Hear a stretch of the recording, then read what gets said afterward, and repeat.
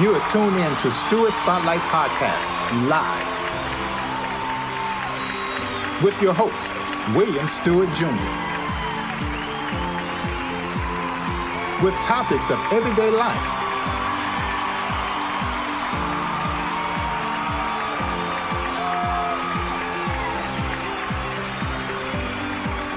Tune in every Friday at 9 p.m. Eastern Standard Time. Live streaming on Facebook and YouTube.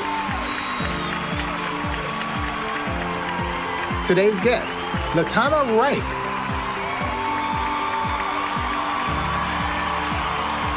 Struggling life.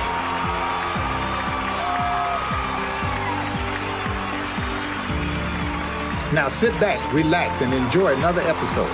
Now your host, William Stewart Jr. Oh, yes. So welcome. Good evening and welcome to Stewart Spotlight Podcast. My name is William Stewart Jr. and I am your host this evening. I hope everyone had a wonderful week and getting ready for the weekend as usual. I had a very interesting couple of days. Today is Friday, August the 15th. Whew, time is flying.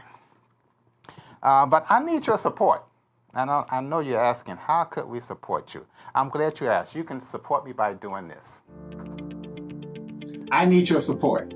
I need you to like, share, subscribe, comment, and make sure you turn on your notifications. So therefore, every time you hear this, you know that Stewart Spotlight Podcast is live.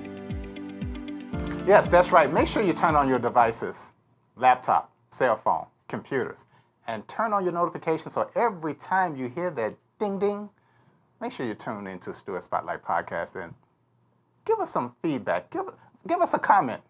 Let us know how we're doing and stuff like that. You know, I had a very interesting trip about last week and a half ago. I know my sister is going to kill me by saying this.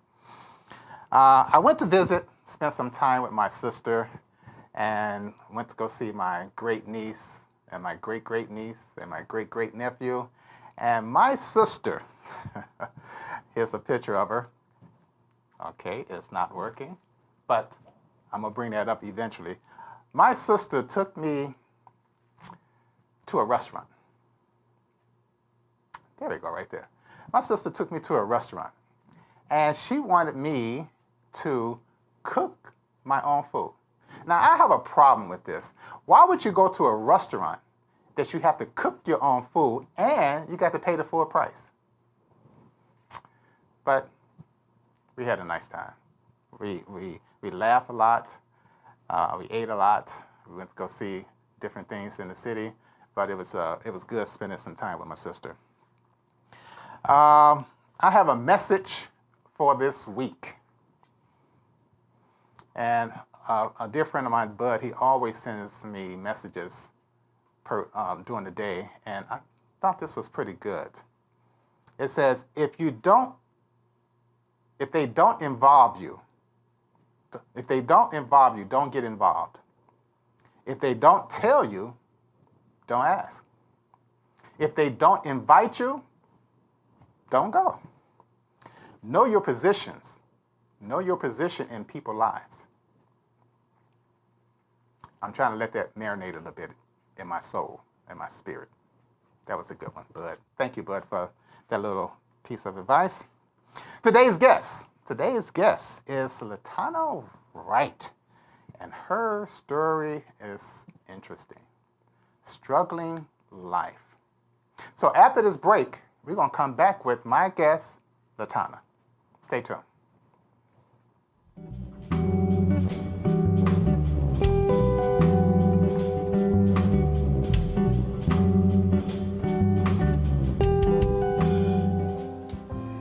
Hi, my name is William Stewart Jr. I'm the host of Stewart Spotlight Podcast.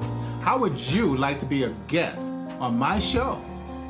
If you have gone through something, came out of something, and just want to share it, we would love for you to be a guest to discuss any topic related to your situation. Your insight of experience, wisdom, knowledge would be invaluable to our viewers. Who knows? By sharing could help someone who may gone through what you came out of. Sharing is caring. So give us a call, 888-552-1944, so we can schedule you on the next Stewart Spotlight podcast. Yes, that's right. Give us a call at 888-552-1944. Be my special guest. Come on the show. Let's talk about some things. Today's guest, as I stated before, LaTonna Wright. She's all the way from the West Coast. 33 years of age, a mother of 4, from the West Coast, Fullerton, California. That's a long way. Without further ado, let's welcome my guest, LaTonna Wright. Welcome to the show, LaTonna. How are you? Hi. How you doing? Good, and you? Huh? I'm good, and you? I'm doing just great. Thanks for asking. So what's been going on? How you doing? How are you doing? How the family doing? And how was your week? Well, it's the end of the week, so everything is good. We got all the week stuff done, so we get to relax, recharge before the next week starts. Next week? Oh, school start next week? Mm-hmm. Wow. Wow. I know the kids are excited to go back to school then, huh? Yes, they are. Okay. So, LaTonna, I know you've been through a lot in your life, and we shared a couple of things this week, but you came out of it, and you're still coming out of it, and I'm very impressed with it.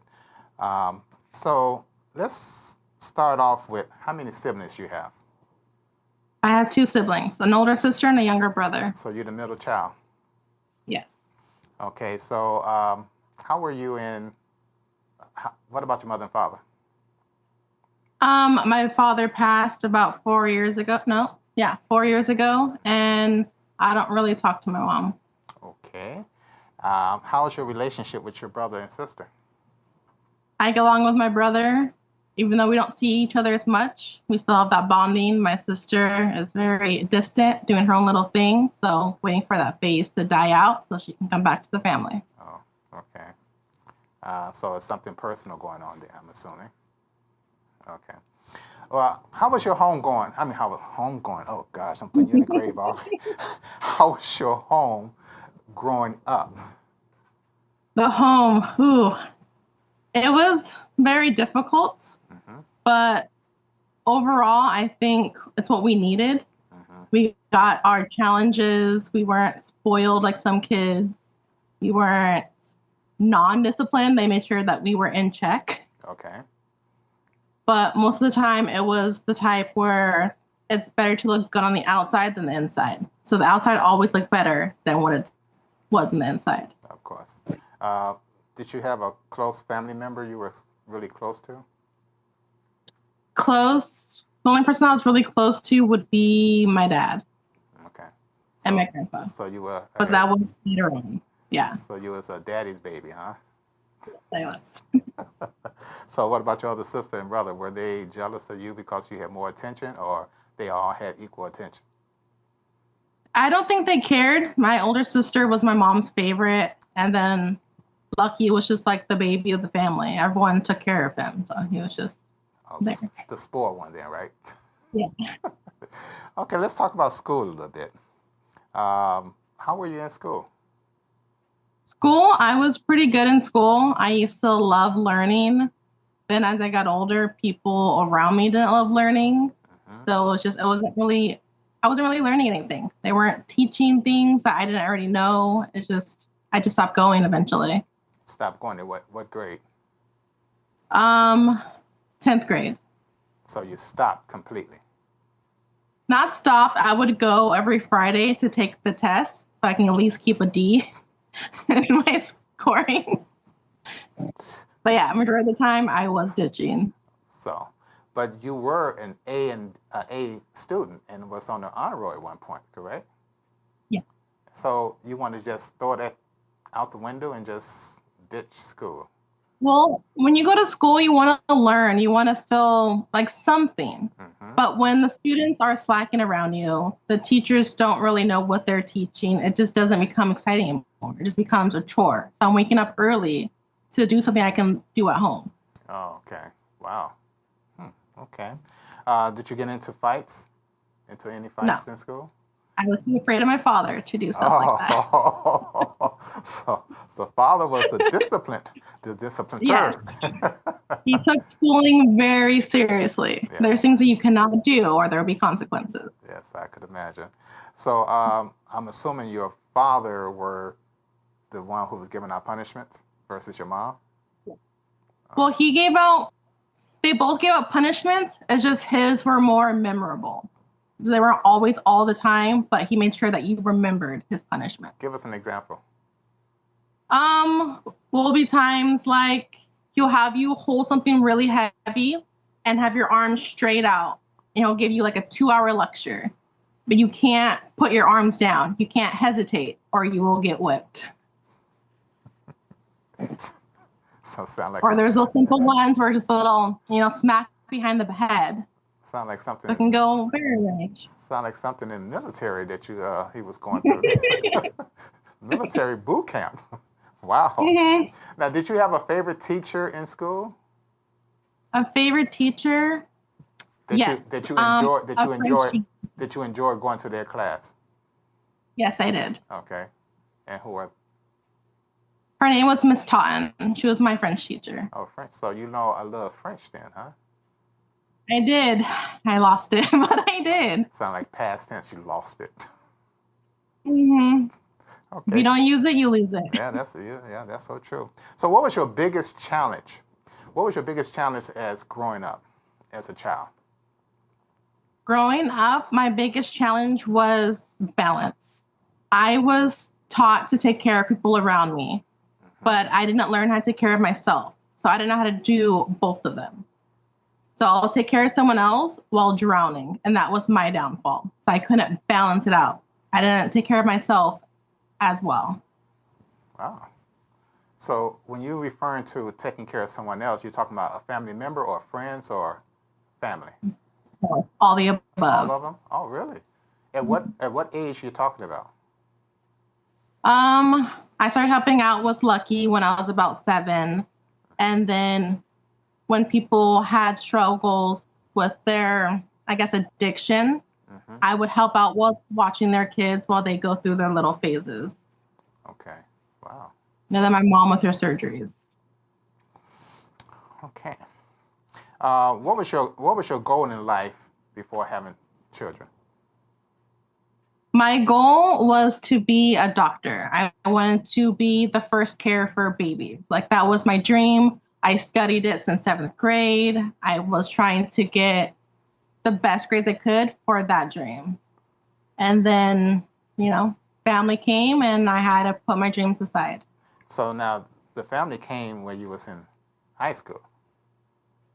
The family, I was in the process of going to college, but I had to stop to take care of my mom. So I had to quit my job. I had to quit my career path, my schooling to solely take care of her. I had to help her get up. I had to feed her.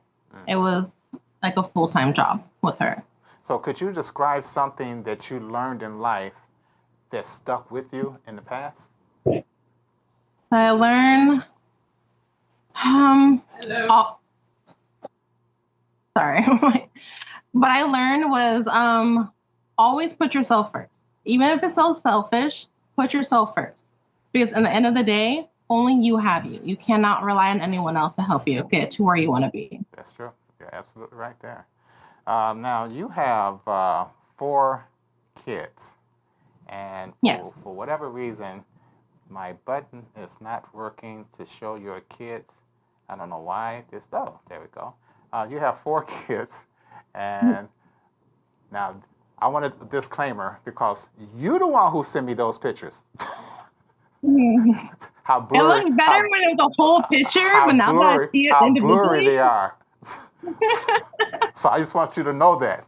So, so you had your first child at what age?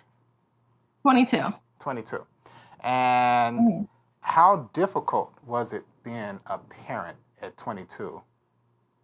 At 22, it was still new. It kind of didn't really sit with me. I didn't really grasp reality. It took a while. Okay.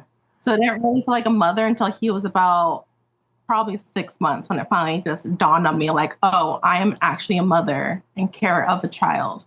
So then you realize that your life has changed because of of a child. So Yeah. were you ready for the change as a 22-year-old?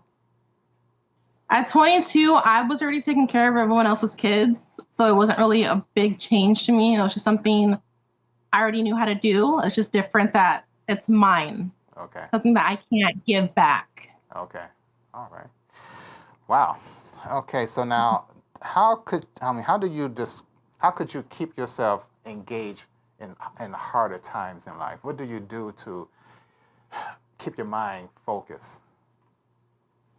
I just go like have a little me time. I'll either go in a dark room, listen to music, trying to just calm my brain, realize where I'm at, where I want to be, and look at all my obstacles and see what I can control and what I cannot control. Okay. Because that was my issue was I kept focusing on what I could not control, and that doesn't help anyone. So did you have any support from your family or friends? I had some support from my dad when it came to like working. He would help me with funds for like gas or outfits, or if I'm short on rent, he was there. My grandpa, I could go to his house. I can vent to him. I mean, he was very stern too. He's more like, I'm sorry you're going through it. Get over it type of guy, but he was still there. Okay. Wow. So they were like the main ones that were there. Okay.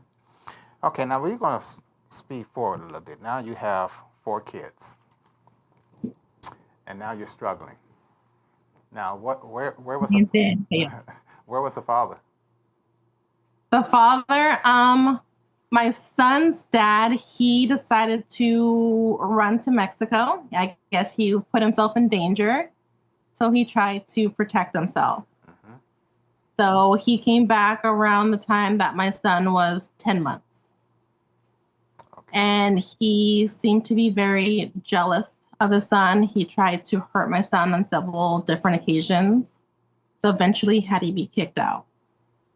So we kind of keep a distance as much as possible.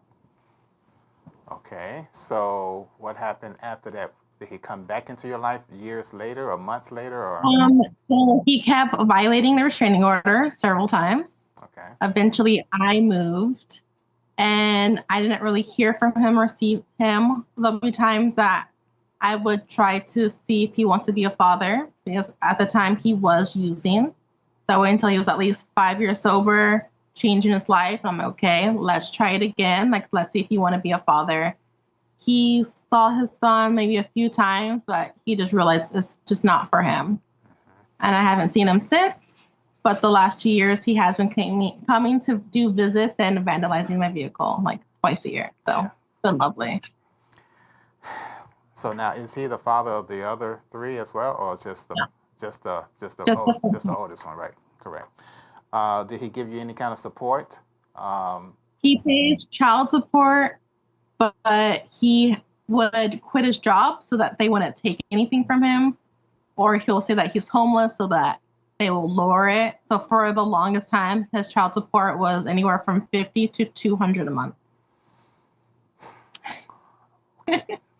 Okay. So how were you surviving at that point? At that time, I was working graveyards. So I would work graveyards so that my son could go in a home and have a place to sleep for the night, because for a while we were homeless. So he would be sleeping there, I would work graveyards, and then we would spend time in the daytime. Only one night he would have to sleep in the car, which he hated, but it was very short until I was able to rent a room. Okay. So how often did you sleep in the car? At the time we were sleeping in the car, him once a night. Me, I would sleep kind of in the daytime to try to recharge because I had to work the night coming. So I was sleeping in the car like almost every day. Okay. Now, What about the other three? Other three kids? Other three, they were not born yet. Right. I'm speeding forward now because now you have a total of 4 kids. The other three, yes. So the other three, I was renting a room. I started dating a guy that I've known since high school. Well, I thought I'd known. Mm-hmm. We had a kid. We're fine. He started to have mental issues. And then I was halfway through a pregnancy when he let me know that he is schizophrenic, which was a huge surprise to me. I'm not going to lie. Mm-hmm. So that caused a lot of issues. He was in the psych ward a lot, or he was in jail because he didn't know reality from his imagination. So he would attack people thinking it's like monsters. Then we tried to work it through. I tried to learn schizophrenic as much as I can, realize, like, figure out the symptoms, what he needs to do to control it. I try to be there as much as I can because it's hereditary. So if I can't help him, there's no chance I can help my child if she ever gets it. Right. So therefore, you were determined to try to help him as a family. Mm-hmm. Yes. And it didn't work.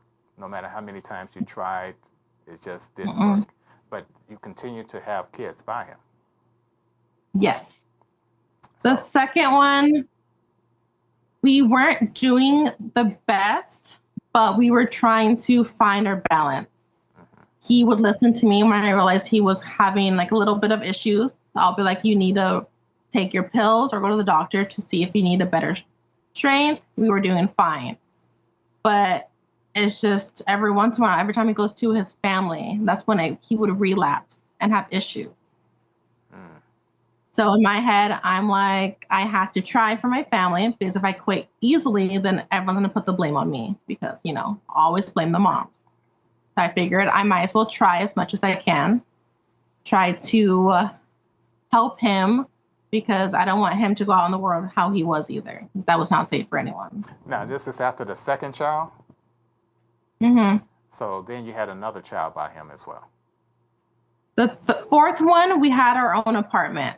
At that time, I thought we got over our rough patch. I thought we figured it out. I figured by then he realized that we're in a family. We have a family to take care of. He would stop being selfish and be there for his children. Mm-hmm. But he will be there for a moment. He'll take care of the kids. He'll help around a little bit. And then he'll go back with his family, his mom and his brothers. And then he goes back into that cycle and just forgets everything. And every time he goes into the psych ward, he comes out a completely different person. So now, were the kids seeing this transition? They were too young. My son saw it because when they started dating, he was about 2 years old. So he remembers it more because Miguel did have a habit of throwing things at us because he didn't know we were real people. He thought we were his monsters. Last time they saw him was probably about, I want to say 2 years ago, 3 years ago. Mm-hmm. They know him as the crazy man. So, wow. My 2 youngest does not believe that that's their father. They think that's just some guy. So, yeah. So now, was he very possessive over you? Because you have cars broken. The first one, he's just, I don't know what his issue is. He just has issues. I know that for a fact. He wants me to get rid of my kids, and he thinks that's why me and him are not together. But those his kids as well. The first one, yes. Yes. But he doesn't see it like that. He thought that I was going to have a kid and just have someone else raise it for me. Like, I don't know his thinking process because he was raised with both his parents. That's kind of selfish. Like, there's something seriously wrong with him that I don't know what happened because he was not like this. That's kind of selfish just to try to have a kid and have someone else to raise it and just, wow. Mm-hmm. Okay, time to hold that thought. We're going to take a little small break. Okay. And we're going to come back. And this button, got to get this thing fixed. We'll be right back after this small break. Stay with us. Okay.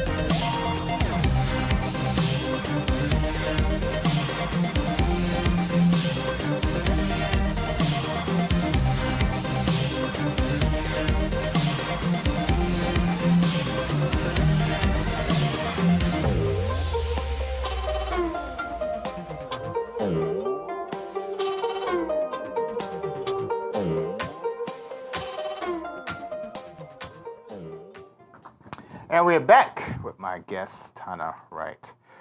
I'm just thinking out loud. Now, you went through all this with your baby fathers, and you got rid of them. Now you decide to homeschool your kids. At what age did you start homeschool? And what child? I started homeschooling my first child at age 5, kindergarten. Mm-hmm. Originally, I had him in public school.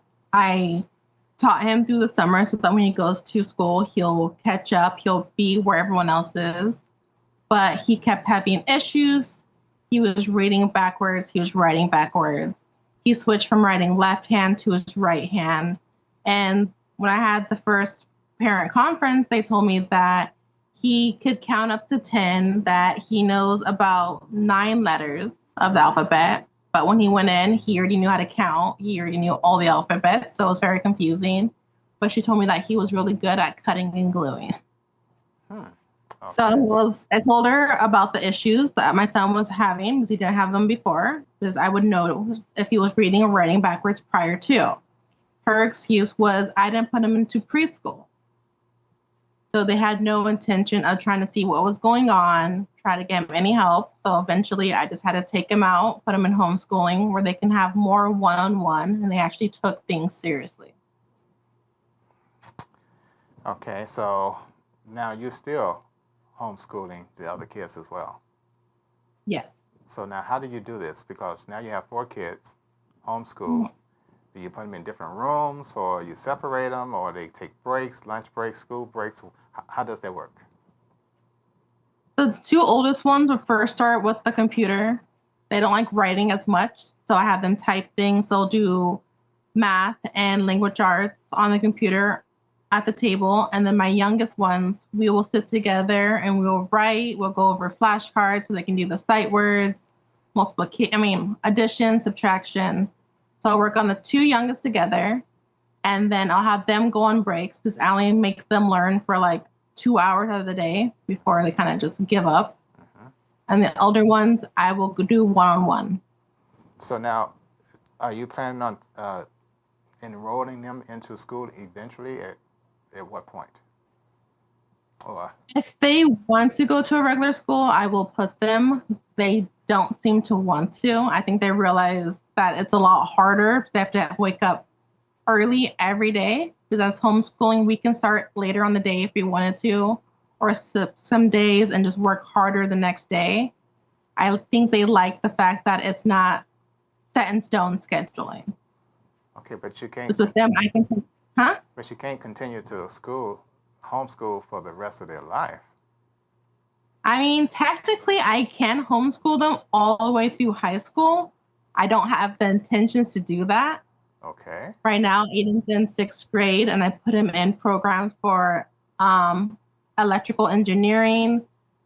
He can make, robotics and ninja bots, stuff that he likes, things that public school won't have.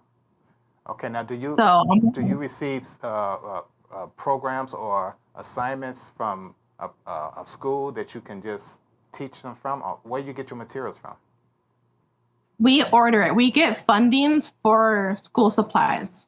So each semester we have a certain amount of fundings for each student. Okay. Then we have someone that looks over us, looks at the materials that we have to make sure that they're on the right schedule, make sure they have the right material for their age group. Okay.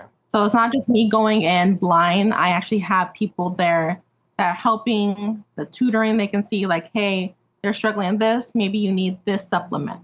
Okay. So it's like a whole team for my children. Okay, so now I'm hearing the homeschool. Where do you have time for yourself? When they sleep. That's not quality time for yourself. I mean, do you just go to the movie, or do you have someone just to watch them, or do you just do it all yourself? Just do it all myself. That's kind of stressful, isn't it? It's very stressful, but when you do it for so many years, I've been doing this before I kicked out their father. Like I feel like a single parent from the beginning. So it's kind of something I just been used to. If I had time to myself, I probably wouldn't even know what to do with it. I'll probably just like nap. And that's it. Now, I'm going to backtrack a little bit. Now, when you had the 4 kids, because you was homeless as well with the 4 kids. So I was homeless with my oldest, and then after I gave birth to my 3rd child, we were homeless for a while. okay, and where did you go from there? I mean, as far We as were going to shelters? from hotel to hotel. Okay. And then there was a program that said if you're homeless, like you have to go into a shelter and they'll help you fund for a place. So we went into a shelter. They said that since it's an emergency shelter, you can only be there for 30 days. So before we went into the shelter, I was already looking for apartments, something in our price range that we can get, just we couldn't pay the deposit for. Mm-hmm. And before we went to the shelter, I already found a place. They already put the process, so it was just the time of waiting for the move-in dates. So we were only in the emergency shelter for like February, like a month. Okay. So I had no intention of raising them in that lifestyle. So where were the funding coming from? Because you wasn't working. The father was working. I was with the father at the time. Okay, gotcha. So all of you guys were just homeless. Homeless. Okay. Wow. I sit here and think. I want the viewers to know, because this is very hard for me to interview, not knowing all this was going on. Mm-hmm. Tana is my great niece. Her father is my nephew, and her kids are my great great niece and great great nephews.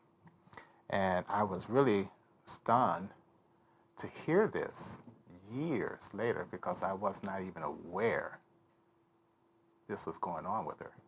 But when I sat down and talked with her, and she was telling me this, I had to have her on my podcast just to share some, or enlighten some things that she was going through, because you never know what other people are going through if they don't communicate.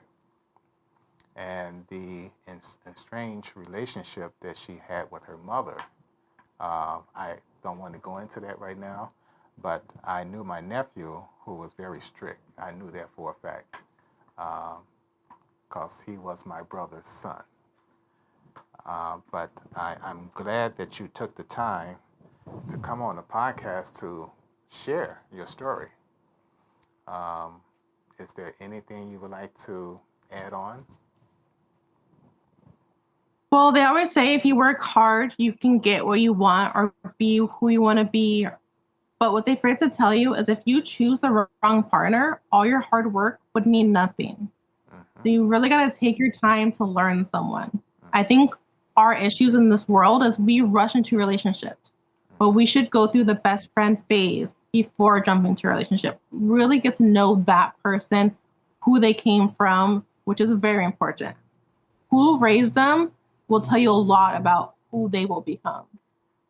You're absolutely right. Because you guys came to my house, the whole kids, all the kids, and your mom, and had a nice time. They ran up and down the stairways and all this other stuff like that. And I went to California before my nephew had passed away to spend some time, and we had a nice big barbecue in the backyard and had a nice time. But I did not know all this was going on with you. I really didn't. And I'm surprised that my nephew didn't tell me. I knew about your sister, but that's another story. Like I said, once again, I'm here for you. Just give me a call if you need me. And with that being said, I want to thank you for coming on Stewart Spotlight Podcast and sharing your story, your struggle through life. And God got your back, so he won't leave you alone. With that being said, Tana, thank you for coming on, and I would definitely be in contact with you, okay? Okay. Tell everybody I say hello. Thank you for having me. Tell everybody I say hello. Make sure you kiss the kids for me, all right? All right. Talk with you later. Love you. Love you too. Look, that was my great niece that I had to have on the program because I wasn't aware of this. And I was really shocked to hear this. And it was kind of sad in a sense, but it went even deeper than what she was talking about because I didn't want to air everything, but it was kind of deep. Okay, moving along. Next week guest. Next week guest is Reverend Courtney Slaughter. He will be on next Friday, and the subject is Tuesday Bible Talk 2. Once again, Reverend Courtney Slaughter will be on next Friday, and he will be talking about Tuesday Bible Talk 2. I looked up a verse, a Bible verse, just a one-liner for my niece, my great niece, and I want to share this one with you. It's just a very short version. This came from Exodus 14:14. The Lord shall fight for you, and ye shall hold your peace.